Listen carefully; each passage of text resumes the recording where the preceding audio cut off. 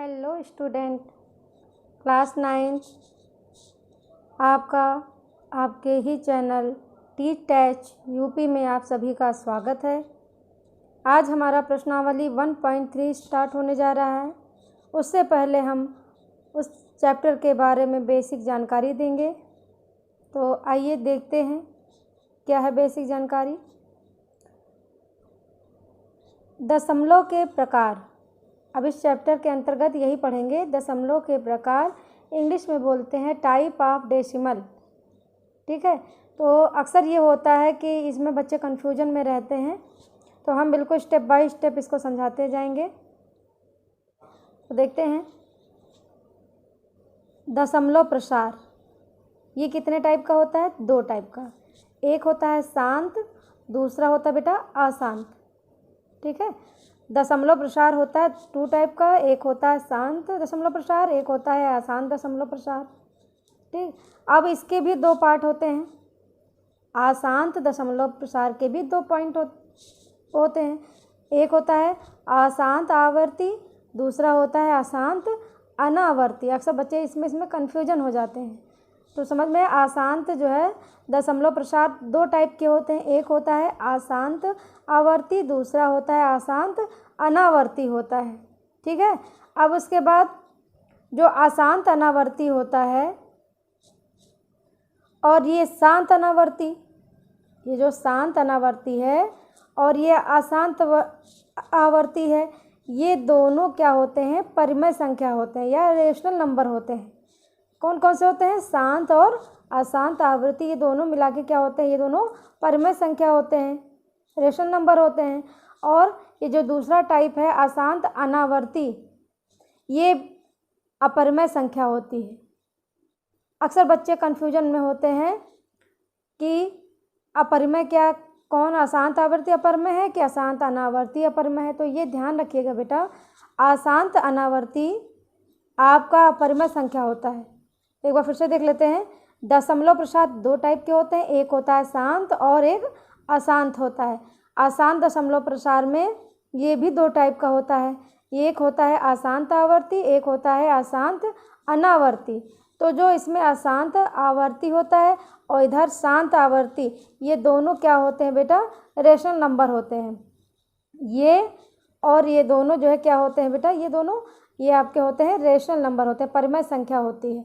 और ये जो अशांत अनावर्ती होता है, ये जो है क्या होती है? आपकी अपरिमेय संख्याएं, यही इरेशनल नंबर होता है। ठीक है, अब देखते हैं। अब हमको पता चल गई परिमेय संख्या ये कौन कौन सी है? शांत और अशांत आवर्ती, ये परिमेय संख्या है, और अशांत अनावर्ती ये अपरिमेय संख्या है। तो परिमेय और अपरिमेय के समूह को क्या बोलते हैं? वास्तविक संख्याएं कहते हैं। तो ये परिमेय संख्या और ये अपरिमेय संख्या, ये दोनों मिलके ये क्या हो जाएंगे? वास्तविक संख्या। मैंने इसके प्रीवियस वीडियो में बताया था कि वास्तविक संख्याएं या रियल नंबर क्या होता है? रियल नंबर क्या होता है? परिमेय संख्या और अपरिमेय संख्या के समूह को क्या कहते हैं? वास्तविक संख्याएं। यही आपकी बेसिक जानकारियां हैं। अक्सर बच्चे कन्फ्यूजन में रहते हैं, तो आप लोग तो उम्मीद है समझ गए होंगे। अब आगे चलते हैं टॉपिक पे। अब हम लोग देखते हैं प्रश्नावली 1.3, अभी बेसिक जानकारी दे रहे हैं। अगला टॉपिक है वास्तविक संख्याएं और उनके दशमलव प्रसार। वास्तविक संख्याएं तो आप समझ ही गए होंगे, परिमेय और अपरिमेय संख्याएं और उनके दशमलव प्रसार, या लिख सकते हो परिमेय संख्याओं का। सबसे पहले हम उसमें पढ़ेंगे परिमेय संख्याओं का दशमलव प्रसार, समझ गए। इसके बाद पढ़ेंगे अपरिमेय संख्याओं का दशमलव प्रसार। तो परिमेय संख्याओं का दशमलव प्रसार की 2 स्थितियां होती हैं। एक स्थिति वो होती है जब शेष जो है, किसी संख्या को अगर भाग दिया जाता है तो उसमें शेष कितना हो जाता है? 0 हो जाता है। ठीक है, दूसरी स्थिति आती है कि शेष कभी 0 होता ही नहीं, वो चलता ही चला जाता है। तो पहला स्टेप हम देखते हैं कि जब शेष 0 हो जाता है। अब हम पहली स्थिति लेते हैं कि शेष 0 हो जाता है। क्या हो रहा है? शेष 0 हो जाता है। तो हमने एक एग्जाम्पल द्वारा समझाने का प्रयास किया है। हमने एक परिमेय संख्या ली 7/8, इसको मैंने भाग दिया कैसे, दशमलव यहाँ 7 था, दशमलव लगा के 0 बढ़ाया, ये हो गया 70। फिर इसको भाग दिया 8 टाइम 64, 10 में से 4 गया 6, फिर दशमलव जब लगाते हैं तो 0 बढ़ाते हैं, फिर 8 सत्ते हो गया 56, फिर 10 में से 6 गया 4, 8 पंचे 40। ये पूरा ये क्या हो गया, कट गया, मतलब इसका जो शेष इसमें बचा ही नहीं। ठीक है, ये शेष हो गया आपका 0। तो जब शेष इसका 0 हो गया, इसका भागफल कितना आया 0.875 और शेषफल कितना आया बेटा 0 आया इसका। तो क्या कह सकते हैं हम, कुछ चरणों के बाद शून्य हो जाता है, यही चीज़। ऐसी संख्याओं के दशमलव प्रसार को शांत या टर्मिनेटिंग दशमलव कहते हैं। इस चीज़ को बेटा बहुत ध्यान से देखिएगा। अगर भाग देने पर जो है शेष जो है 0 हो जाता है तो ये क्या हो गया आपका शांत या टर्मिनेटिंग दशमलव कहा जाता है। ठीक है, जिसमें ये जो है 0 हो जाए, भाग देने पे ये जो है शेषफल आपका 0 आ जाए, तो ये हो गया आपका शांत या टर्मिनेटिंग दशमलव प्रसार। अगला देखते हैं। अब हम लोग दूसरी स्थिति पे बात करेंगे। दूसरी स्थिति क्या थी, शेष कभी भी शून्य नहीं होता है। पहले शांत वाले में क्या था, शेष 0 हो जाता था, लेकिन इसमें जो है स्थिति 2 में क्या है, शेष कभी 0 नहीं होता है। तो हमने इसकी स्थितियाँ ली हैं। हमने एक एग्जाम्पल तौर पे 10/3 लिया है और 1/7 लिया है। देखते हैं, चलिए इसको भाग देते हैं। यहाँ 10 है, यहाँ पे 3 है, तो 3 त्रिका 9, 10 में से 9 गया 1, फिर 0 बढ़ाया, फिर 3 त्रिका 9, फिर आया 1, 3 त्रिका 9, फिर लास्ट में आया 3 त्रिका 9।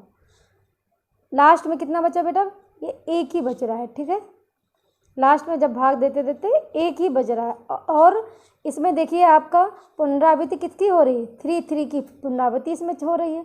ये शेषफल 0 भी नहीं हो रहा है और इसकी पुनरावृत्ति लगातार हो जा रही है।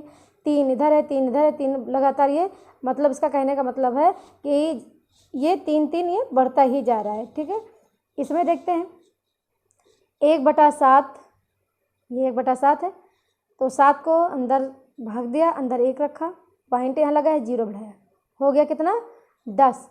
अब 7 एक कम 7, 10 में 7 गया 3, 0 बढ़ाया, 7 चौक 28, 10 में से 8 गया 2, फिर 0 बढ़ाया, 7 दूनी 14, फिर 10 में से 4 गया 6, फिर 0 बढ़ाया, फिर 7 8 56, 10 में से 6 गया 4, फिर 0 बढ़ाया, 7 बचे 35, फिर 10 में से 5 गया 5, फिर 0 बढ़ाया, 7 7 49, लास्ट में कितना बचा 1।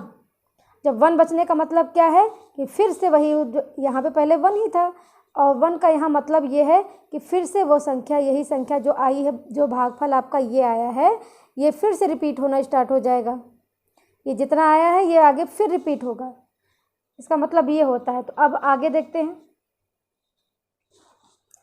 अब इसमें आया बेटा 10/3 में, इसमें आया 3.33, इसके बाद ये पुनरावृत्ति होती रही। इसमें क्या है 1/7 था, और इसमें यहाँ के बाद फिर पुनरावृत्ति, मतलब यही संख्या फिर वापस से रिपीट हो रही थी। तो अब हम आगे क्या लिख सकते हैं, जब ये दशमलव के बाद कितनी है 3 3 3 3 लगातार आता जा रहा था, तो ये लगा देते हैं बेटा 3 है, तो इसमें 3 की पुनरावृत्ति हो रही है ना, तो इसमें लगा देते हैं ये बार। ये ऊपर की जो लाइन खींची हुई है इसको बेटा बोलते हैं बार।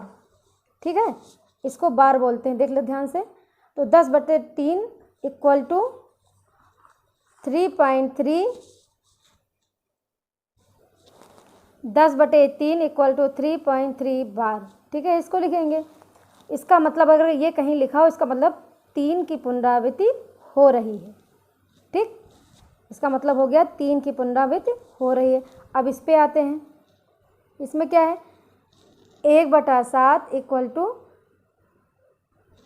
ये इसकी पुनरावृत्ति हो रही थी, इसका मतलब इसके इतनी संख्या के बाद फिर यही संख्या यहाँ से रिपीट होना लगेगा। फिर इसको क्या लिख दिया, इसी संख्या के ऊपर मैंने बार लगा दिया। जब बार लग गया इसका मतलब हो गया यही संख्या बार बार रिपीट हो रही है। तो कुछ इसमें समझ में आया मैंने क्या बोला, रिपीट की बात आ रही है। तो इसको क्या ले, कुछ चरणों बाद शेष की पुनरावृत्ति होने लगती है। वही जो मैंने बताया कि जो शेष होता है बार बार वही वापस आने लगता है, जिससे दशमलव प्रसार निरंतर जारी रहता है। या कह सकते हैं कि भागफल में अंकों की पुनरावृत्ति होने लगती है। अब देखो बेटा, इस प्रकार के प्रसार को अनवसानी, ध्यान से देखिएगा, अनवसानी आवर्ती या नॉन टर्मिनेटिंग रिकरिंग कहते हैं। ध्यान दीजिएगा, जिस अगर जो है शेषफल की पुनरावृत्ति होती है और जो है शेषफल 0 नहीं होता है तो आप वो उसको क्या कहेंगे, अनवसानी आवर्ती, और इंग्लिश में लिखते हैं नॉन टर्मिनेटिंग रिकरिंग कहते हैं। ठीक है, अब आगे चलते हैं। हाँ बेटा, अब देखिए, अब हमने क्या पढ़ा, शांत दशमलव प्रसार और अशांत दशमलव प्रसार। ये दोनों क्या है आपका, परिमेय संख्या का दशमलव प्रसार था। तो निष्कर्ष क्या निकला, नंबर 1 देखो ध्यान से, एक परिमेय संख्या का दशमलव प्रसार या तो शांत होता है या अनवसानी आवर्ती होता है। साथ ही वह संख्या जिसका दशमलव प्रसार शांत या अनवसानी आवर्ती है वो क्या होती है, एक परिमेय संख्या होती है। ये भूलिएगा नहीं, कभी कभी आता है कि ये बताओ कि शांत जो है दशमलव प्रसार और अनवसानी आवर्ती में जो है ये परिमेय संख्या है कि अपरिमेय संख्या में आती है, तो आप क्या लिखेंगे, परिमेय संख्या होती है। ठीक है, और इसमें क्या है, इसमें जो है बार बार अनवसानी आवर्त, शांत में क्या होता है, शेषफल 0 हो जाता है, और अनवसानी आवर्त में क्या होता है, शेषफल 0 नहीं होता है बल्कि बार बार उसकी पुनरावृत्ति होती है। वो क्या है, एक परिमेय संख्या होती है। सेकंड देखते हैं, सेकंड इसमें क्या था निष्कर्ष, अनवसानी आवर्ती दशमलव प्रसार वाली प्रत्येक संख्या को P/Q q = ≠0 के रूप में व्यक्त कर सकते हैं। परिमेय संख्या आप जानते हो कि P/Q में परिवर्तित करने के लिए तो q = 0 नहीं होना चाहिए, शर्त है। तो क्या कह रहा है, अनवसानी आवर्ती दशमलव प्रसार वाली प्रत्येक संख्या को, जो अनवसानी आवर्ती दशमलव प्रसार वाली जितनी भी संख्याएं होंगी उसको P/Q के रूप में व्यक्त कर सकते हैं। अब आते हैं बेटा अपने अगले टॉपिक पे, अपरिमेय संख्याओं का दशमलव प्रसार। अभी तक परिमेय संख्याओं का दशमलव प्रसार पढ़ा, अब पढ़ेंगे अपरिमेय संख्याओं का दशमलव प्रसार। तो इसमें क्या है, अनवसानी अनावर्ती, हमने स्टार्टिंग में बताया था कि क्या होता है, जो है अशांत आवृत्ति क्या होती है आपकी, होती है अनवसानी आवर्ती, और दूसरी होती है अनवसानी अनावर्ती। तो अभी अनवसानी आवर्ती के बारे में पढ़े हैं, अब ये अनवसानी अनावर्ती ये आपकी क्या होती है, अभी पढ़ा था, पर जो है अपरिमेय संख्या होती है। तो इसकी डिफिनीशन क्या देंगे, एक अपरिमेय संख्या का दशमलव प्रसार अनवसानी अनावर्ती होता है। एक अपरिमेय संख्या का दशमलव प्रसार अनवसानी अनावर्ती होता है। विलोमता मतलब उसका उल्टा, वह संख्या जिसका दशमलव प्रसार अनवसानी अनावर्ती होता है अपरिमेय संख्या होती है। अपरिमेय संख्या जानते ही हो कि परिमेय संख्या क्या होती है कि जिसे P/Q के रूप में लिखा जा सके और q = ≠0। लेकिन जो अपरिमेय संख्या होती है या इरेशनल नंबर होता है, इसको हम P/Q के रूप में नहीं लिख सकते हैं। वो संख्या क्या होती है, अपरिमेय संख्या होती है जिसको P/Q के रूप में नहीं लिख सकते हैं। तो इसलिए कहते हैं वह संख्या जिसका दशमलव प्रसार अनवसानी अनावर्ती होता है वह अपरिमेय संख्या होती है। वैसे भी मैंने बता दिया था कि अनवसानी अनावर्ती जो है आपकी अपरिमेय संख्या होती है। ठीक है, इसका एग्जाम्पल जैसे आप देखिए, इसमें क्या होता है, यहाँ पे 0.10 हुआ, फिर उसके बाद इसकी प्रगति आगे हो गई 110 हो गया, फिर आगे प्रगति 111 111 हो गया, फिर इसमें 4 बार 1 = 0। तो ये कभी बेटा ये ना तो इसकी पुनरावृत्ति होनी है और ना तो जो है मतलब ये ऐसे ही बढ़ता हुआ चलते चला जाता है। तो ये आपकी क्या हुई बेटा, अपरिमेय संख्या हो गई। ठीक है, इसका एक एग्जाम्पल, इसमें क्या है, उसांत में क्या था, शेषफल 0 हो जाता था। आसांत में क्या था, उसमें बार बार उसी संख्या की पुनरावृत्ति होती थी। लेकिन अपरिमेय में क्या है, इसमें ना तो 0 होता है और ना तो बार बार पुनरावृत्ति होती है। इसमें क्या होता है, लगातार वो बढ़ता हुआ चला जाता है। तो आशा है आपको समझ में आया होगा। अब हम एक चीज़, बहुत अच्छी चीज़ बताने जा रही हूँ। अपरिमेय संख्या ये भी होती है बेटा, √2 भी होता है और पाई भी होता है। और √2 और पाई अपरिमेय संख्या क्यों है, इसके बारे में हम थोड़ी सी जानकारी देंगे। तो हमने आगे चलते हैं, √2 और पाई में संबंध। √2 का मान होता है बेटा 1.414213 ... मतलब इसमें देखिए ध्यान से, इसमें ये अपरिमेय संख्या क्यों है, क्योंकि इसमें ना तो इसे शेषफल 0 आया है और ना तो किसी संख्या की बार बार पुनरावृत्ति हो रही है। इसमें क्या है, ये लगातार ये बढ़ता ही चला जाता है, इसमें पुनरावृत्ति नहीं होती है। इसी तरह पाई में इसका जो है 3.141592653, ये लगातार ऐसे बढ़ता चला जा रहा है, इसकी कहीं पुनरावृत्ति नहीं होगी। हम लोग क्या कहते हैं कि पाई का मान 22/7 होता है, ये गलत है। पाई कभी 22/7 नहीं है। ये क्या है, 22/7 क्या है, पाई का सन्निकट मान है। मतलब सन्निकट मान क्या होता है, उसके करीब का मान लेते हैं, अंदाज से मान है ये 22, लेकिन एक्चुअल में 22/7 ये नहीं है कि पाई की वैल्यू 22/7 है। तो कभी भी अगर ये बात आ जाए कि जो है 22/7 जो है इक्वल टू पाई है, तो आप क्या लिखेंगे, पाई का ये सन्निकट मान है, उसके करीब का मान है 22/7। एक्चुअल मान इसका नहीं है कि पाई का मान 22/7 होता ही है, इसके एक्चुअल मान नहीं निकला है, ये उसके जो है सन्निकट का मान है ये 22/7। तो इस चीज़ को ध्यान दीजिए। तो आशा है आपको समझ में आया होगा। अब हम अगली वीडियो में इसके चैप्टर के बारे में समझेंगे। किसी भी चैप्टर को पढ़ने से पहले बेटा उसकी बेसिक जानकारी होना बहुत ज़रूरी है। डायरेक्ट क्वेश्चन लगाने से आपको केवल क्वेश्चन तक ही आएगा, उसकी बेसिक जानकारी नहीं आएगी। तो इसलिए मैं कोई भी चैप्टर पढ़ाऊंगी तो उसमें बेसिक जानकारी दूंगी। तो आशा है आपको समझ में आया होगा।